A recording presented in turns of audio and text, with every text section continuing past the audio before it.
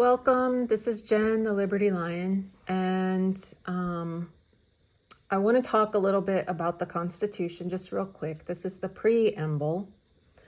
And what I want to point out here is we the people of the United States. Now, this is a phrase that is in compliance with the draftsman's golden rule and all the statutes, codes, regulations, and laws, when they comply with the Constitution, are going to be written in the same way. Now, throughout the Constitution, we see the same phrase: Congress of the United States, President of the United States, Land and Naval Forces of the United States, Commander-in-Chief of the United States.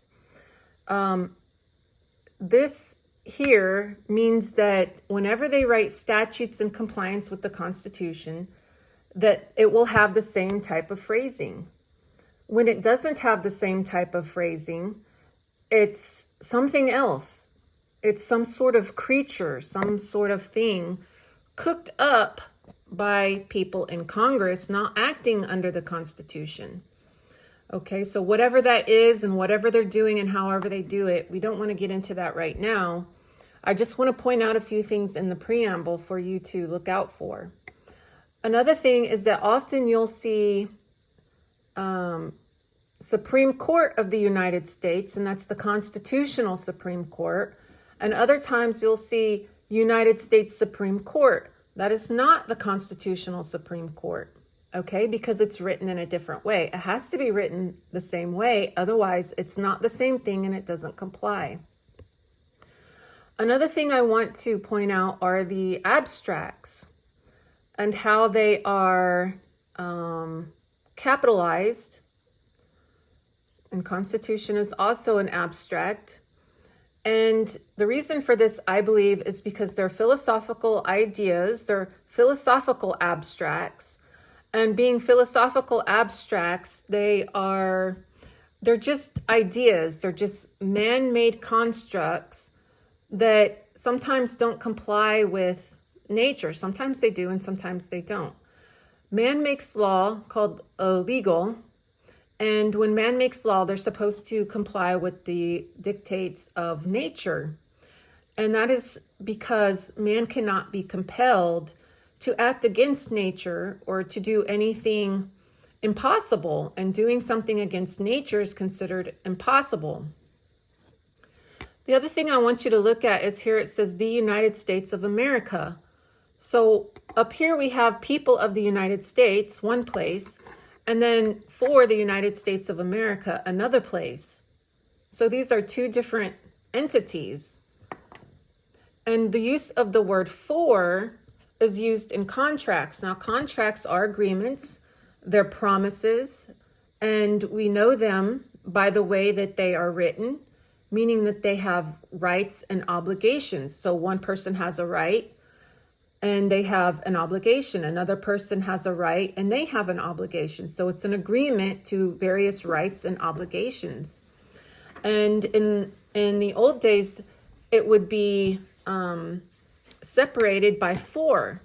So rights and obligations, or rights for these obligations, or rights for these rights, or this person for this person, or this person agrees to certain things for these purposes. These entities agree. So it's rights and obligations separated by for. I will try to include, I'll include the exact definition in the notes, in the description. Okay, so just a couple of things I want you to think about when you're reading the Constitution, when you're looking at the Constitution. And I didn't highlight it, but also order is a philosophical abstract, okay? And they are turned from general into specific nouns, and they are abstract words. And being abstract, what exactly do they mean? And they mean, I believe, that these things are achieved by following exactly the Constitution. So these things are not achieved when they act outside the Constitution. So that means their act outside the Constitution could often be contrary to the Constitution, which means they're using their constitutional offices for unconstitutional purposes. And when they do that, all those things that they do outside the Constitution are void. And you don't have to go to court to have them voided. They are just void.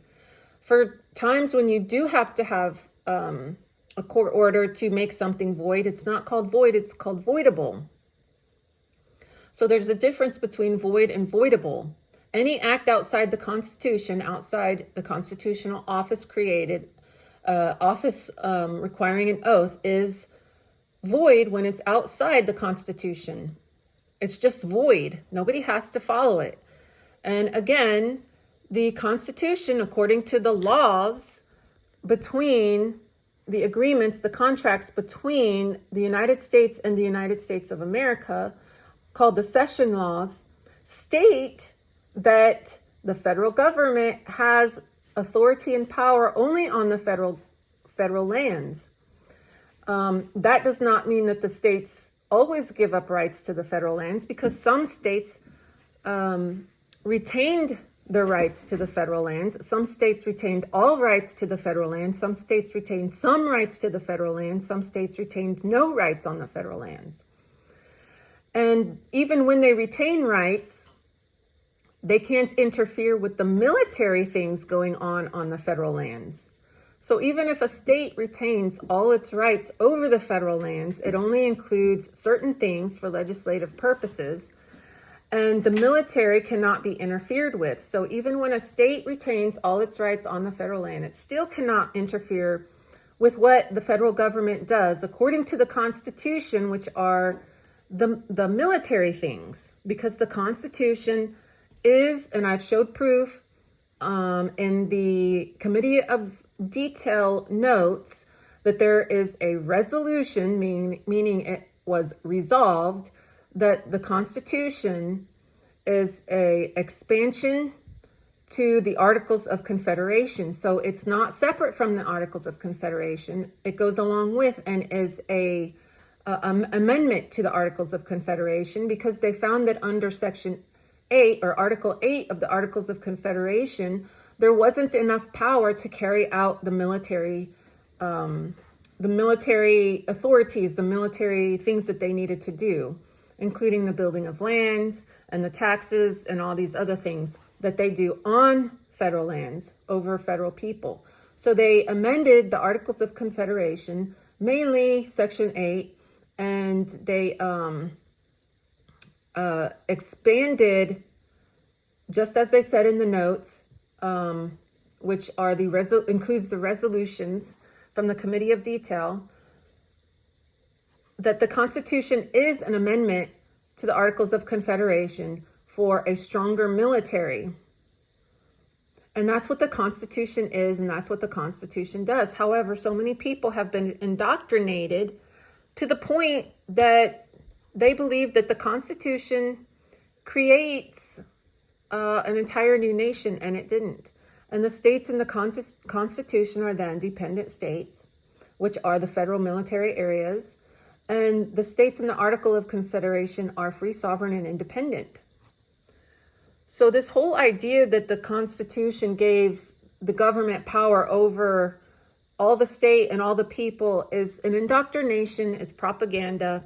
It's a lie that they've been telling us, and they've been teaching this to us for generations, since at least, I think, about 1845, maybe earlier than that. The furthest thing I have back is about 1845, that shows that they've been using progressivism and propaganda and indoctrination in the schools to mold the minds of our children and us and our grandparents and great-grandparents, so that we believe that the Constitution gives the federal government basically all the power that it sees fit to have at any moment.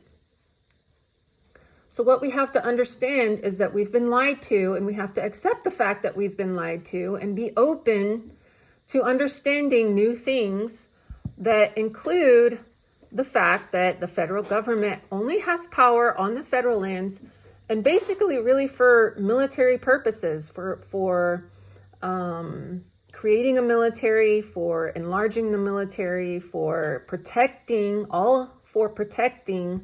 the United States. Okay, and four is an indication that this was a contract, and in fact the states did have to agree to this contract.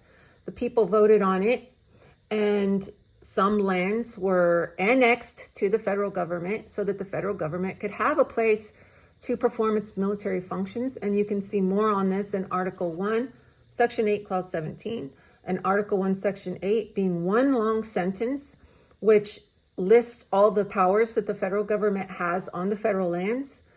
You can read those. This is what they do on the federal lands for the federal people, or to the federal people, not off the federal lands. So they have no right to tax, and they have no right to do a lot of other things that they do, include bringing all of us in under its power. So law of the land is called lex situs. Lex situs is the law of the land, and the federal government has legislative power over the federal lands. And when you contract with the federal government, you have to agree to be under its lex situs, under its law of the land, which is the Constitution and all these other laws. And they do it through middlemen. Again, they do it through middlemen. The middlemen are the instrumentalities that are quasi-public private corporations doing dirty work for the federal government, because the federal government actually has no power to do it themselves. So the federal government's doing work with corporations, with the private or the public side of the corporation, but the corporation also has a right to have a private side. And that private side of the corporation is the part that contracts with the people to bring the people in under federal control. Okay, so it's really interesting to look at these philosophical abstracts in the Constitution, to pay attention to the words and phrases in the Constitution, and then to see what quote unquote laws that they pass, or these pretend laws that they pass that look like they comply with the Constitution when they really don't, because they don't follow along with the words and phrases properly shown in the federal Constitution. Okay, so if you are not understanding what I'm saying here, please consider checking out some of my other videos. Like, share, and subscribe, and I will catch you guys later.